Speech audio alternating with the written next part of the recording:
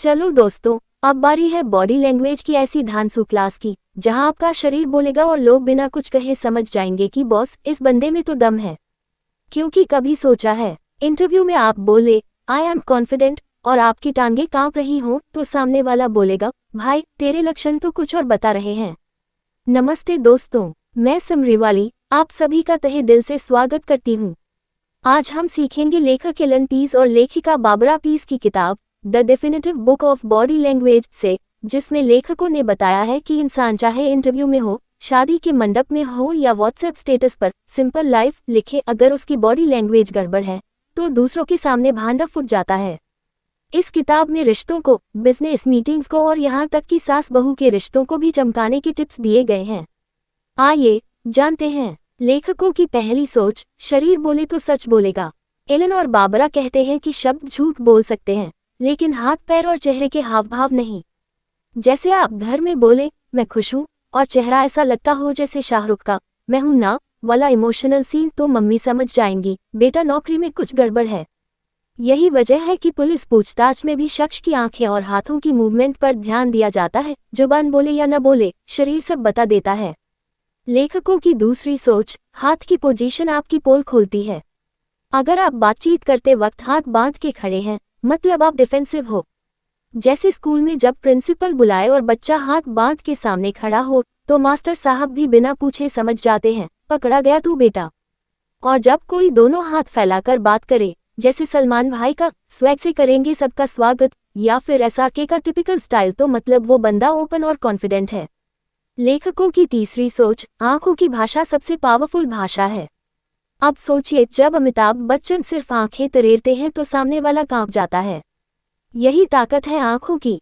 लेखक बताते हैं कि जो लोग आंख मिलाकर बात करते हैं वो ट्रस्टेबल लगते हैं, और जो नजरें चुराते हैं उनका वही हाल होता है जैसे एग्जाम में चीटिंग करते पकड़े गए स्टूडेंट का, देख मत बेटा तेरी कॉपी जब्त हो चुकी है।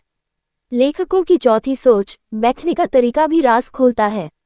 किताब में लिखा है कि जो लोग पैर फैलाकर बैठते हैं वो खुद को सुपर कॉन्फिडेंट समझते हैं, मतलब थोड़ा रणवीर सिंह टाइप एनर्जी। और जो पैर जोड़कर सिमट कर बैठते हैं वो थोड़े नर्वस टाइप है, जैसे पहली बार डाइटिंग पर गया बंदा मिठाई देखकर हर बाता पीछे हटता है। जैसे ऑफिस मीटिंग में भी बॉस कुर्सी पर पीछे झुककर पैर फैलाए और आप कुर्सी के किनारे लटक के बैठे हो, तो प्रमोशन का सपना थोड़ा मुश्किल है दोस्त। यदि आपको ये समरी अच्छी लग रही है तो प्लीज लाइक और सब्सक्राइब जरूर करिए। और अब सोचिए, क्या आपके साथ भी कभी ऐसा हुआ है कि आपकी बॉडी लैंग्वेज ने आपकी पोल खोल दी हो? कमेंट में बताएं क्या किया आपने उस समय।